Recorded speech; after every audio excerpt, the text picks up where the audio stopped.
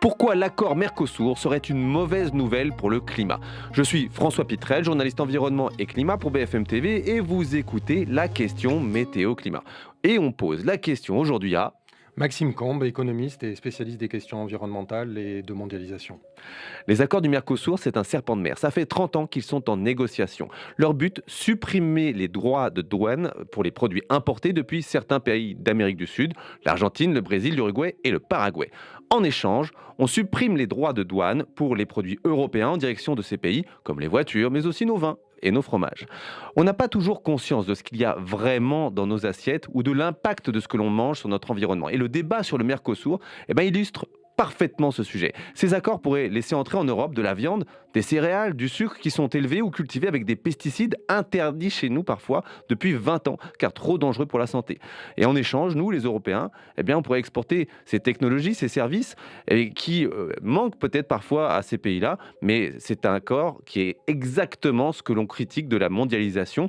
On va en parler avec Maxime Combe. Vous êtes économiste engagé contre cet accord. Vous avez travaillé sur les questions climatiques et énergétiques pour l'ONG Attac. Et pourquoi cet accord, alors? Cet accord est un mauvais accord pour le climat et pour l'environnement. D'une manière générale, de toute façon, ces accords de libre-échange augmentent les émissions de gaz à effet de serre. Et c'est toutes les études qui le montrent, y compris l'étude d'impact que la Commission européenne a publiée avant de négocier, montre cela. Et également le rapport qui a été demandé par le Premier ministre en 2020 en France, rapport qui s'appelle le rapport Ambec, qui a été produit par des chercheurs et qui montre et qui dit qu'en gros, l'accord Mercosur est une occasion manquée pour le climat, c'est-à-dire qu'en matière climatique, il y a à la fois des émissions de gaz à effet de serre et des dispositions qui sont de nature à ralentir ou empêcher des régulations plus ambitieuses en matière de lutte contre le réchauffement climatique. Mais c'est-à-dire, c'est parce que ça va créer plus de déplacements en avion, en bateau Les facteurs sont multiples. Le premier, le plus évident, celui que tout le monde comprend, c'est effectivement que lorsqu'on transporte du bœuf venant de l'autre côté de l'Atlantique plutôt que de manger simplement le bœuf qui est produit sur le territoire national, il y a des émissions qui sont liées au transport. Mais plus largement et peut-être plus fondamentalement, c'est lié au fait que les filières qui vont être encouragées des deux côtés de l'Atlantique par cet accord, donc des filières qui vont gagner avec des nouvelles parts de marché, ce sont des filières qui sont plutôt à l'origine effectivement du réchauffement climatique. Donc du coup, du côté du Mercosur, ce sont des filières agricoles de production de viande bovine, de viande de volaille et d'autres matières agricoles et qui, en fait, peuvent croître parce qu'elles vont gagner sur la forêt. Et donc, la déforestation est un vecteur majeur d'accroissement du réchauffement climatique. Donc ça, c'est de leur côté. Et de notre côté, les filières gagnantes avec cet accord de libre-échange, eh bien, ce sont des filières de la chimie, de la filière automobile, les filières industrielles européennes, qui sont aussi des vecteurs d'émissions de gaz à effet de serre. Le plus symptomatique de ça, c'est par exemple en Europe, on va probablement interdire la vente à partir de 2035 de voitures thermiques pour lutter contre le réchauffement climatique. Eh bien, cet accord-là prévoit finalement que ces voitures thermiques qui ne seront pas vendues sur le territoire européen soient exportées dans les pays du Mercosur. Donc on voit bien qu'il y a quelque chose de problématique du point de vue climatique. Et un des aspects qu'on découvre aussi avec ces accords, c'est que en effet, cette viande de bœuf notamment, son problème par rapport au climat, c'est qu'elle va rogner sur la forêt amazonienne notamment. Tout à fait, c'est-à-dire que pour accroître les productions au Brésil, mais aussi en Argentine, au Paraguay, eh bien, il faut gagner sur la forêt, sur les forêts, les différentes forêts. On parle beaucoup de l'Amazonie, mais il y a aussi des forêts sèches et tout cela. Et que cette expansion de la frontière agraire, c'est comme ça qu'on le dit, se fait au détriment de la forêt, soit directement pour créer de nouveaux pâturages ou indirectement pour créer des zones de production céréalière et autres qui vont être dévolues à la production de viande bovine ou de viande de volaille. Mais on pourrait se dire, en tant que consommateur, bah, moi, si je vois une viande issue du Brésil dans mon supermarché, je ferai attention, je la prendrai pas, je la mangerai pas. Est-ce que c'est pas aussi le consommateur qui pourrait être maître de ce sujet et se dire, moi, je vais essayer d'avoir moins d'impact en faisant attention à ce que j'achète? Ah, le consommateur a tout à fait un rôle à jouer, effectivement, en privilégiant des circuits courts, des possibilités de consommer local et d'éviter effectivement de faire venir de la viande par sa consommation de l'autre bout de la planète. Mais il n'a pas la maîtrise totale de cela. Par exemple, quand il va acheter un produit transformé, fermé. Quand il va aller en restauration collective à midi, et quand même on est très très nombreux à utiliser la restauration collective dans son entreprise ou nos enfants à l'école, et bien en fait là on va avoir de la viande importée sur laquelle on n'a pas la maîtrise. On pourrait très bien dire je ne veux pas, mais en fait vous n'avez pas le choix. C'est soit ça, soit vous mangez pas à midi. Et donc du coup, de fait, ces importations vont quand même avoir lieu, d'autant plus que la production de ces matières agricoles est extrêmement compétitive dans les pays d'Amérique du Sud. On parle de 40-60% de plus compétitif pour la production de viande, C'est de très peu bœuf. cher. Et donc, du coup, c'est quasiment une division par deux du coût à l'importation. Donc, peut-être pas dans votre assiette par deux, mais globalement, ça coûte moins cher de faire venir du bœuf que de le produire sur le territoire Et national. pourtant, ce bœuf, il est élevé dans des conditions où, en tout cas, ce qu'on donne à manger à ce bœuf, le soja par exemple, est cultivé dans des conditions qui seraient impossibles en Europe. Et c'est tout le sujet des agriculteurs qui, eux aussi, sont très très opposés, comme vous, à cet accord du Mercosur, parce que, eh bien, on peut utiliser pas mal de produits chimiques, de pesticides sur les cultures qui pourraient être importées de France. Comment faire pour que cette importation soit impossible? Est-ce qu'on peut contrôler? Est-ce qu'on peut dire dans ces accords, est-ce qu'il peut y avoir des clauses pour dire, ben voilà, nous on veut pas que votre blé que vous importez en Europe, eh ben, il soit rempli des pesticides que nous on interdit? Alors d'abord, le constat, c'était qu'effectivement, on continue à produire des produits pesticides et autres sur le territoire européen qu'on n'a pas le droit d'utiliser sur le territoire européen. Ça vient encore d'être montré ces derniers temps et qui sont exportés dans des pays d'utilisation tels que les pays du Mercosur. Le Brésil a des centaines de produits autorisés en plus qui sont autorisés sur le territoire européen.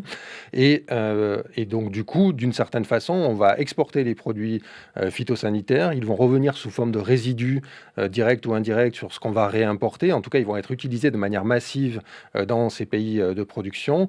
Et non, à ce stade, il n'y a pas de possibilité réelle d'empêcher que ces produits-là qui auront été ces produits agricoles qui ont été produits avec ces produits phytosanitaires, de les empêcher de venir sur le territoire européen. Ça supposerait une modification extrêmement profonde du contenu de l'accord, mais l'accord aujourd'hui, il est fini, il est conclu. Il n'y a plus de modification du contenu de cet accord-là. Et donc, du coup, ces produits-là vont nécessairement arriver sur le territoire européen.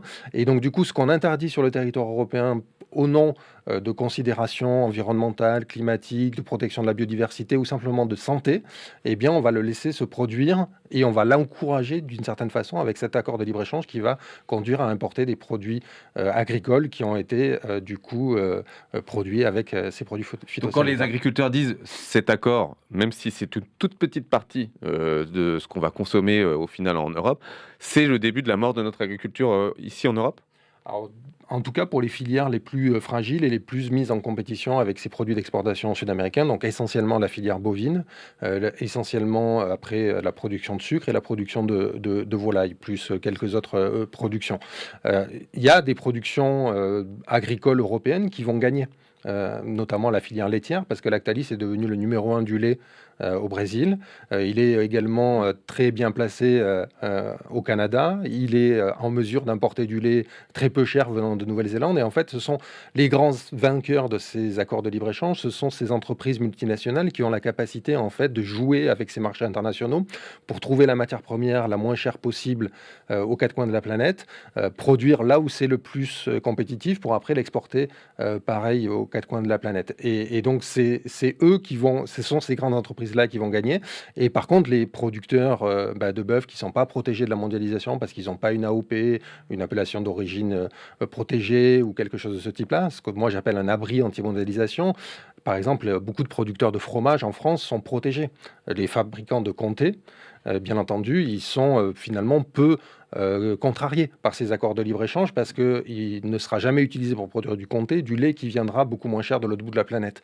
Mais ça, c'est pas vrai pour toutes les productions. Toutes les productions de viande bovine en Piémont, Pyrénéen, Alpin, du Massif central, eux seront directement impactés par le fait qu'ils ne pourront pas s'aligner sur les prix extrêmement compétitifs venant des produits sud-américains. Pourtant, la Commission européenne a inclus les accords de Paris dans l'accord récemment, en 2022. Est-ce que ça ne permettrait pas de limiter en fait, les désagréments de cet accord ?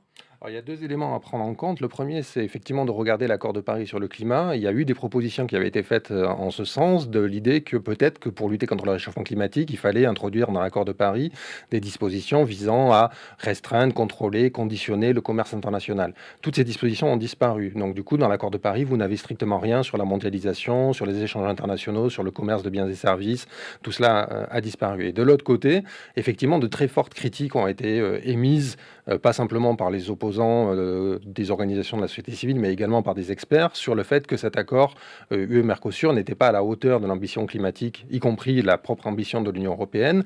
Et donc, du coup, pour essayer de faire face à cette critique-là, la Commission européenne a ajouté, avec l'assentiment des pays sud-américains, une annexe à cet accord-là, qui dit que effectivement l'accord de Paris doit être pris en compte par les pays qui sont signataires de l'accord. Mais c'est pas contraignant.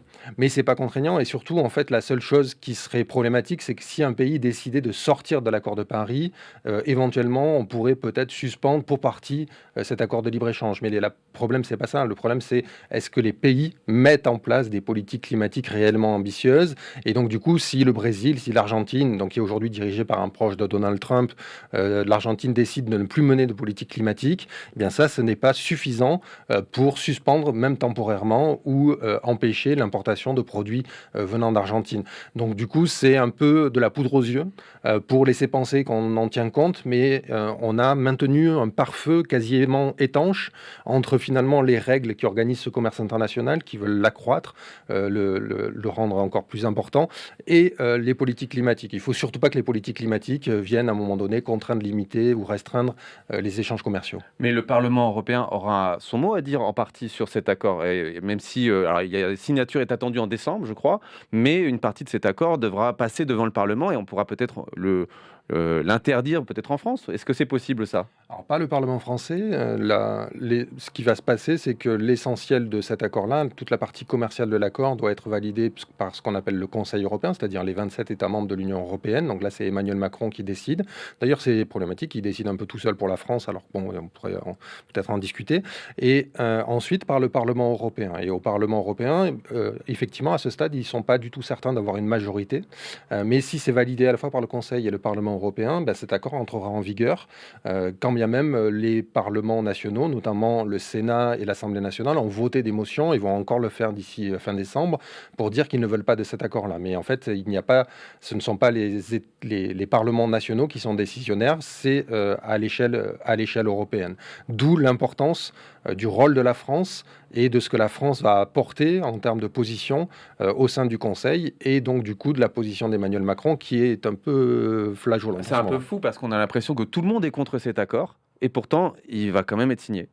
Oui, effectivement, en France, on a 80-85% de la population, lorsqu'il y a des sondages, qui est opposée à cet approfondissement de la mondialisation. L'intégralité des organisations de la société civile, de très nombreux experts. Finalement, il y a quelques intérêts économiques qui défendent cet accord-là, mais ils n'osent pas trop s'exprimer. En fait, donc, du coup, globalement, tout le monde est plutôt opposé au contenu de cet accord. Il pourrait passer cet accord, mais il passera si la France ne fait pas acte d'opposition. Mais il est encore possible de le bloquer, mais pour cela, il faut qu'Emmanuel Macron arrête de tergiverser et dise clairement qu'il ne veut pas de cet accord de libre-échange, que la France ne l'acceptera pas, et du coup mobilise son appareil diplomatique à l'échelle européenne. Vous pensez que c'est mort? Non, c'est encore possible, mais c'est dans les mains d'Emmanuel Macron. Et ça, c'est problématique, c'est-à-dire qu'on est dans un pays où vous pouvez avoir globalement tout le monde qui s'est exprimé contre un accord, et finalement, ça ne dépend que d'un seul homme. Et s'il décide de changer de position, comme il a eu tendance à l'exprimer au mois de septembre, octobre et début novembre dernier, eh bien, en fait, il peut décider pour la France de soutenir cet accord-là, alors que tout le monde est opposé dans le pays. Merci beaucoup Maxime Combe, vous avez écouté La Question Météo Climat, un podcast BFM TV disponible sur notre site internet mais aussi sur toutes les plateformes d'écoute. N'hésitez pas à vous abonner.